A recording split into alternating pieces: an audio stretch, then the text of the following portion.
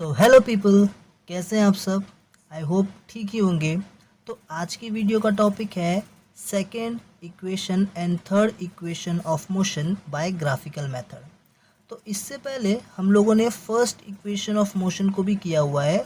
आप ऊपर आई बटन पे क्लिक करके उस वीडियो को भी देख सकते हैं। ठीक है, तो आइए देखते हैं ये सेकेंड इक्वेशन क्या होता है, उसके बाद हम देखेंगे थर्ड इक्वेशन क्या होता है। ठीक है, लेट्स गेट स्टार्टेड। तो अब हम देखेंगे second equation of motion by graphical method. तो आपको मैंने फर्स्ट इक्वेशन ऑफ मोशन की वीडियो में बता दिया था कि हम तीनों इक्वेशंस को इसी ग्राफ के थ्रू कंप्लीट करने वाले हैं, इसी ग्राफ के थ्रू हम लोग समझेंगे। अगर आपका ये डाउट है कि इस ग्राफ को हम लोग क्या बोलते हैं, तो मैं आपको बता दूं, इस ग्राफ का नाम है यूनिफॉर्म एक्सेलरेटेड मोशन ग्राफ, जिसको हम लोग वेलोसिटी वर्सेस टाइम ग्राफ भी बोलते हैं। जिसमें ये जो वाई एक्सिस है ये वेलोसिटी को रिप्रेजेंट करता है और ये जो एक्स एक्सिस है ये टाइम को रिप्रेजेंट करता है। ओके, मैं इस ग्राफ के बारे में और भी कुछ आपको बता दूं, जैसे कि यहाँ पे ये जो ए से बी तक का लेंथ है ये आपको इनिशियल वेलोसिटी के बारे में बता रहा है, इनिशियल वेलोसिटी को रिप्रेजेंट कर रहा है। और ए से सी तक का जो लाइन है ये वेलोसिटी को रिप्रेजेंट कर रहा है। ठीक है, वहीं पर ये जो ए से एफ तक का डिस्टेंस है ये आपको टाइम के बारे में रिप्रेजेंट कर रहा है। ठीक है, ओके, तो चलिए हमें जो जो चीज़ें मालूम है हम पहले उस चीज़ को लिख लेते हैं यहाँ पे। ठीक है, तो मैं यहाँ पे बोल सकता हूँ कि जो ए बी है ये यहाँ पर यू को रिप्रेजेंट कर रहा है। ठीक है, अच्छा सिर्फ ए बी यू को रिप्रेजेंट कर रहा है? नहीं सर, ये मैं ई एफ को भी बोल सकता हूँ, है ना। तो यहाँ पे ऐसा भी लिख सकता हूँ, E F is equals to A B is equals to U. ठीक है, अब यहाँ पर जो ए सी है, ये जो ए सी है, हाँ ये ए सी जो है ना, ये पहली बात तो ये एफ टी के इक्वल होगा। ठीक है, तो A C is equals to F D is equals to, ये किसको रिप्रेजेंट कर रहा है? वी को रिप्रेजेंट कर रहा है, करेक्ट। अच्छा, यहाँ पे जो ए एफ है ये टी को रिप्रेजेंट कर रहा है। एक और चीज़, ये जो ए एफ होगा ना ये बी के इक्वल होगा, बिकॉज ये क्या है, एक रेक्टेंगल फॉर्म हो रहा है यहाँ पे। ठीक है, रेक्टेंगल के अपोजिट साइड्स क्या होते हैं? इक्वल। तो यहाँ पे ए एफ जो है वो बी ई के इक्वल होगा। तो यहाँ पे ए एफ जो बी ई के इक्वल है, ये दोनों मिलकर रिप्रेजेंट कर रहे हैं टाइम को। ठीक है, यहाँ पे टाइम को रिप्रेजेंट कर रहे हैं। अगर आपने फर्स्ट इक्वेशन ऑफ मोशन को देखा है तो आपको मालूम होगा कि यहाँ पे ये डी वाला पार्ट है, ये डी वाला पार्ट ये जो है ए टी के इक्वल होता है। किसके इक्वल होता है? ए टी के इक्वल होता है। ठीक है, आपने उस फर्स्ट इक्वेशन ऑफ मोशन में देखा है। तो हम लोग यहाँ पे डायरेक्टली लिख सकते हैं कि जो डी है और ये डी किसके इक्वल होगा? बी सी के इक्वल भी होगा, है ना। तो मैं यहाँ पे लिखता हूँ ये B C which is equals to D E, ये दोनों के दोनों किसके इक्वल है? ए टी के इक्वल है। ओके, तो ये सारी चीज़ें हैं जो हमने इस ग्राफ से समझी है और उसको मैंने यहाँ पर लिख दिया है। ठीक है, अब मैं बताता हूँ सेकेंड इक्वेशन ऑफ मोशन पहली बात होता क्या है। तो सेकेंड इक्वेशन ऑफ मोशन होता है S is equals to U T plus half A T square. ठीक है, S is equals to U T plus half A T square, जहाँ पे एस क्या है? एस जो है वो डिस्टेंस है, यू इनिशियल वेलोसिटी है, टाइम ये जो टी है वो टाइम है, और ये जो ए है वो एक्सेलरेशन है। ठीक है, अब यहाँ पर हमने ये चीज़ देखा कि ये जो सेकेंड इक्वेशन मोशन है ना ये बेसिकली डिस्टेंस को बता रहा है, डिस्टेंस को कैलकुलेट करते हैं इसके अंदर। ठीक है, क्या मेन किसको कैलकुलेट करते हैं? डिस्टेंस को कैलकुलेट करते हैं, डेट इज एस को कैलकुलेट करते हैं। तो इस ग्राफ में एस को हम लोग कैसे कैलकुलेट कर सकते हैं? ठीक है, तो एस को हम लोग कैलकुलेट कर सकते हैं, ये जो आपको लाइन दिख रहा है ना, इस लाइन के नीचे जो भी शेप बन रहा है उस शेप का अगर आप एरिया कैलकुलेट कर लोगे तो आप क्या कर लोगे? डिस्टेंस को कैलकुलेट कर लोगे। कहने का मतलब है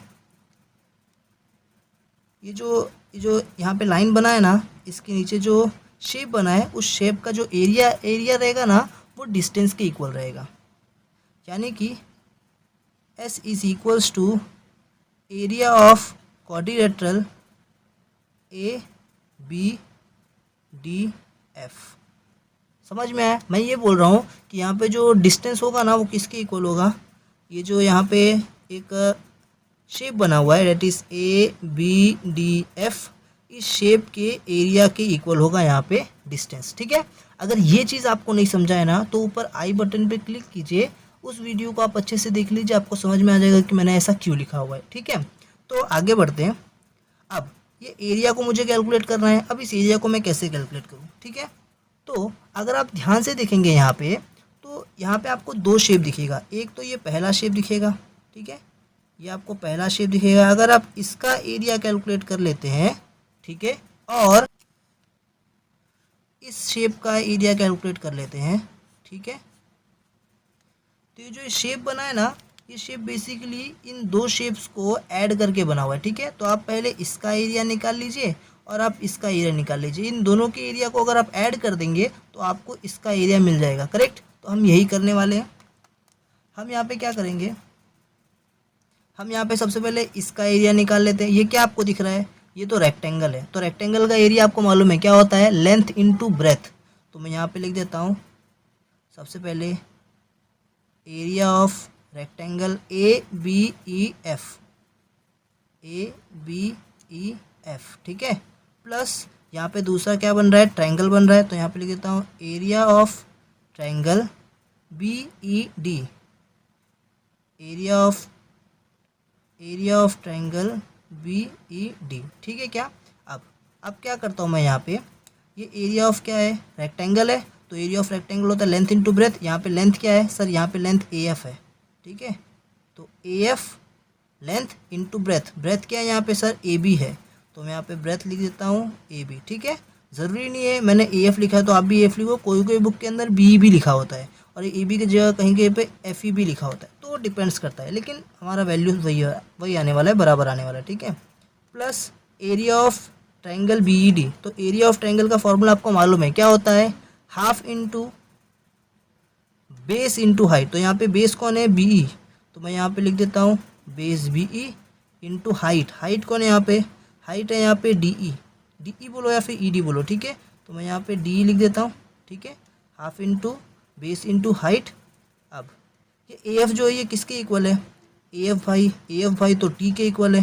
तो मैं यहाँ पे लिख देता हूँ T इंटू AB किसके इक्वल है, AB तो U के इक्वल है। तो मैं यहाँ पे लिख देता हूँ U plus half into BE जो है वो T के इक्वल है, तो यहाँ पे मैं T लिख देता हूँ, इंटू DE जो है वो AT के इक्वल है, तो यहाँ पे मैं AT लिख देता हूँ, ठीक है। अब ये T इंटू U बोलोगे तो TU हो जाएगा, या फिर इसको मैं UT लिख सकता हूँ, ठीक है। प्लस ये मैंने हाफ लिख दिया इंटू T क्या होगा, T स्क्वायर, और ये A मैंने यहाँ पे लिख दिया, ठीक है। तो यहाँ पे ये सब किसके इक्वल था, S के इक्वल था। तो मुझे यहाँ पे क्या मिल गया, S इज इक्वल्स टू, अच्छा आपको दिख नहीं रहा है, S is equals to UT plus half AT square बन गया। यहाँ पे क्या बन गया, S is equals to UT plus half AT square. कैसे बना, ये T into U UT plus का प्लस, ये हाफ यहाँ पे, ये T और ये T मल्टीप्लाई हो गया T स्क्वायर, और ये A यहाँ पे लिख दिया, ठीक है। तो इस तरह से आपको सब सेकेंड इक्वेशन मिल गया। तो ये रहेगा आपका second equation, that is S is equals to UT plus half AT square. तो मैं होप करता हूँ कि आपको ये वाला इक्वेशन समझ में आ गया होगा, ठीक है। तो अब हम लोग ना थर्ड इक्वेशन ऑफ मोशन को देखते हैं, ठीक है। तो पेश है आपके सामने third equation of motion by graphical method, ठीक है।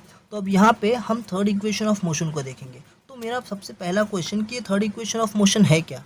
तो थर्ड इक्वेशन ऑफ मोशन होता है V square is equals to U square plus 2AS, ठीक है। तो ये है हमारा थर्ड इक्वेशन ऑफ मोशन, जहाँ पे जो V है वो फाइनल वेलोसिटी है, U इनिशियल वेलोसिटी है, A एक्सेलरेशन है, और S जो है वो डिस्टेंस है, ठीक है। तो हम इन सब के बीच में क्या निकालने वाले हैं, रिलेशन निकालने वाले, ठीक है। तो इससे पहले कि मैं स्टार्ट करूं, मैं आपको बताना चाहता हूँ कुछ बेसिक चीज़ें जो आपको इस डेरिवेशन को सॉल्व करने में काम आने वाली है।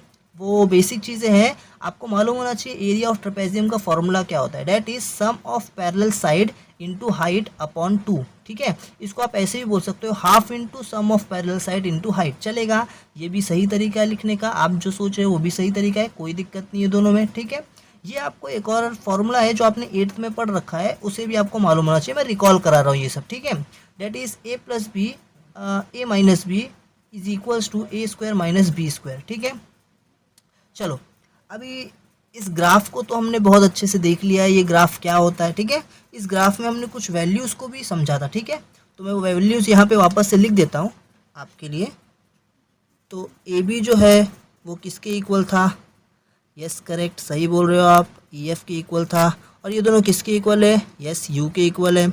यहाँ पे हमने एक और चीज़ देखा, जो AC है वो किसके इक्वल था, वो था DF के इक्वल, और ये दोनों मिलके V के इक्वल है ना। और हमने यहाँ पे देखा कि जो DE है और जो BC है ये दोनों के दोनों AT के इक्वल है। करेक्ट एकदम। हमने ये भी देखा AF जो है वो किसके इक्वल है, BE के इक्वल है, और ये दोनों के दोनों T के इक्वल है। ठीक है, और कुछ है यहाँ पे नहीं, बस इतना ही है। ठीक है, चलो शुरू करते फिर अभी इसको। अब इसको कैसे सॉल्व किया जाए, सेम चीज़ ध्यान से देखो। यहाँ पे आपको क्या क्या दिख रहा है, आपको वेलोसिटी दिख रहा है, इनिशियल वेलोसिटी दिख रहा है, आपको एस भी दिख रहा है ना, एस दिखा, डिस्टेंस दिखा, इसको भी सेम वही तरीके से सॉल्व करते हैं। ठीक है, जहाँ डिस्टेंस दिख जाए आपको सिंपल क्या करना है, इस लाइन के नीचे जो भी शेप बन रहा है उसका एरिया निकाल लो, आराम से आपको डिस्टेंस मिलने वाला है। ठीक है, तो मैं यहाँ पे फटाक से आपको डिस्टेंस निकाल के दे देता हूँ। मैं यहाँ पे लिखता हूँ S distance is equals to area of quadrilateral ABDF। ठीक है, ABDF, इस लाइन के नीचे यही तो एरिया बन रहा है ना, यही तो शेप बन रहा है ना, तो इस शेप का एरिया मुझे फाइंड करना है। डेट इज ABDF का एरिया मैं फाइंड कर रहा हूँ। आप सोचोगे सर इससे पहले भी तो यही काम किए थे हमने। हाँ, यही काम किए थे, वापस से यही काम करें, कोई तकलीफ है क्या तुमको? नहीं, याद रखो ना, वापस से वही काम करने का। पर यहाँ पर ना थोड़ा सा चेंजेस है, मैं आपको चेंजेस बता देता हूँ। चेंजेस ये है यहाँ पे कि वहाँ पे आपने क्या किया था, area of triangle plus area of rectangle किया था। यहाँ पे आपको ऐसा कुछ करने की ज़रूरत नहीं है। आपको मालूम है कि ये जो शेप यहाँ पे बन रहा है ना, ये जो शेप यहाँ पे बना है, इस शेप को आप ना ट्रेपेजियम बोलते हो। क्या बोलते हो? ट्रेपेजियम। तो यहाँ पे आपको उतना मगजमारी करने का ज़रूरत नहीं है, आप दोनों को ऐड करोगे फिर सॉल्व करोगे, नहीं, कुछ नहीं करना है। चुपचाप क्या करना है, एरिया ऑफ ट्रेपेजियम का फॉर्मूला लगाना है। ठीक है, तो देखो ये एरिया ऑफ ट्रेपेजियम है जिसमें ये AB और ये FD जो है ये दो पैरेलल साइड्स है। ठीक है, ये दोनों के दोनों क्या है, पैरेलल है, ये दो पैरेलल साइड है। ओके, ये दो पैरेलल साइड है, और यहाँ पे AF जो है वो आपको क्या मिल रहा है, ट्रेपेजियम का हाइट मिल रहा है। ठीक है क्या, चलो शुरू करते हैं। तो मैं यहाँ पे लिख देता हूँ, थोड़ा टेढ़ा हो गया, मैं यहाँ पे लिख देता हूँ। ठीक है, एरिया ऑफ ट्रेपेजियम है, आपको एरिया ऑफ ट्रेपेजियम का फॉर्मूला मालूम है, sum of parallel side into height upon 2। ठीक है, यहाँ पे सम ऑफ पैरेलल साइड कौन है, AB, और एक कौन है, FD। तो यहाँ लिखता हूँ मैं AB प्लस ब्रैकेट में AB प्लस FD बोलूँ या DF बोलूँ, एक ही बात है, DF बोल देता हूँ। ठीक है, इनटू हाइट भाई, हाइट AF है तो मैं यहाँ पे AF लिख देता हूँ। ठीक है, अपॉन में 2। ठीक है, ये भी ठीक है, और ये S यहाँ पे वैसा का वैसा। ठीक है, अब सबकी वैल्यूज़ डाल देता हूँ मैं। AB भैया किसके इक्वल है, AB तो U के इक्वल है तो यहाँ पे U लिख दिया। DF जो है वो तो V के इक्वल है तो यहाँ पे V लिख दिया। इनटू AF जो है वो T के इक्वल है तो यहाँ पे T लिख दिया। अपॉन में यहाँ पे 2 लिख दिया। ठीक है, अच्छा ये 2 यहाँ पे क्या हो रहा है, डिवाइड हो रहा है भाई, तू वहाँ पे चले जा, यहाँ डिवाइड है, वहाँ जाके मल्टीप्लाई, तो 2S हो गया। इज इक्वल्स टू यहाँ पे क्या है, U plus V into T। देखो अब ये बन रहा है क्या, ये हमारे इक्वेशन की तरह दिख रहा है क्या, देखो देखो देखो, मिलाओ सर, यहाँ पे 2S है, ओहो 2 भी है, S भी है। ठीक है, U है, V है, यहाँ पे भी U है, V है, ओ T है, यहाँ पे T है क्या, नहीं सर यहाँ पे तो A है।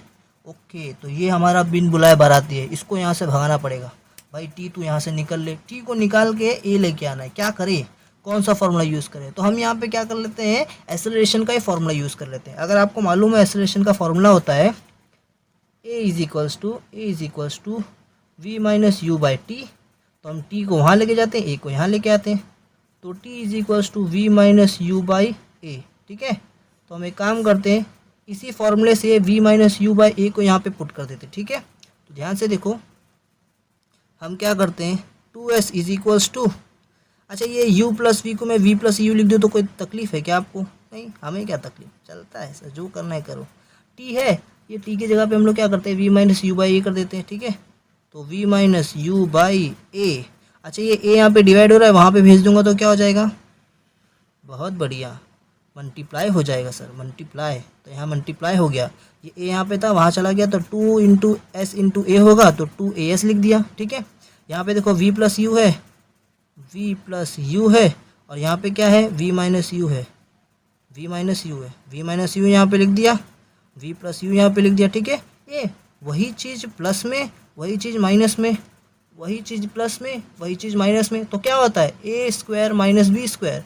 वैसे यहाँ पे भी V plus U, V minus U, तो क्या होगा, बोलो बोलो, अरे सोचो, correct, V square minus U square, इसी फॉर्मूले की तरह है ना। अच्छा ये माइनस है यहाँ पे, भैया तू वहाँ चले जा, तो यहाँ पे 2AS माइनस है, यहाँ आके क्या हो गया प्लस, और यहाँ पे क्या आया वी स्क्वायर। ओहो, अब तो ये कहीं तो देखा देखा सा लग रहा है। हाँ सर देखो ना, V square equals to U square plus 2s, V square is equals to U square plus 2s। Sir उल्टा है, उल्टा है, सीधा कर। तो यहाँ पे इसको उल्टा कर ले, सीधा कर लेता हूँ। V square is equals to U square plus 2as, और देखो देखो आ गया, जिसका मुझे था इंतज़ार, जिसके लिए दिल था बेकरार। हाँ देखो ना, आ गया ना वो। ठीक है, तो V square is equals to U square plus 2as। तो इसी तरह से हम लोग ने फर्स्ट इक्वेशन, सेकंड इक्वेशन और थर्ड इक्वेशन ऑफ मोशन को डिराइव कर लिया। तो अगर आपको ये वीडियो समझ में आया है तो प्लीज़ लाइक करो यार, तुम लाइक नहीं करते, लाइक किया करो, थोड़ा मोटिवेशन मिलता है। और कमेंट भी करो, ठीक है। अगर तुम्हें ये वीडियो सही लग रहा है तो अपने दोस्तों के साथ शेयर करो, उन्हें भी ये ज्ञान दो यार, ज्ञान बांटने से बढ़ता है। बढ़ाओ अपना ज्ञान, बढ़ाओ, ठीक है। और अगर नए हो तो प्लीज़ चैनल को सब्सक्राइब कर लेना। Thank you.